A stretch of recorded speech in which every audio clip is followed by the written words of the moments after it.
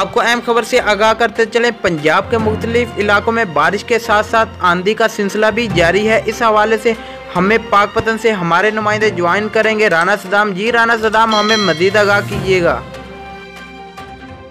जी बिल्कुल, जैसा कि आज 9वां रोज़ा है और मौसम भी बहुत खुशगवार हो चुका है। इस वक्त पाकपतन और मज़फ़ाती इलाकों में नूरपुर, मलकास, बोंगा याद में हल्की हल्की बूंदाबांदी के साथ बारिश का सिलसिला जारी है, जिसकी वजह से गर्मी की शिद्दत में भी कमी वाक़या हो गई है और रोज़ेदारों के चेहरे भी खुले उठे हैं। मगर दूसरी तरफ गंदम की कटाई का सीज़न है। इस वक्त हर तरफ गंदम की कटाई जारी है।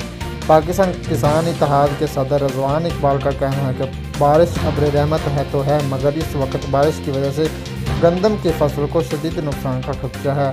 बारिश के बाद गंदम की कटाई भी मुतासर हो रही है, जबकि महकमा मौसमात के मुताबिक आइंदा 24 घंटे तक मुल्क में बारिश का सिलसिला जारी रहने का इम्कान है।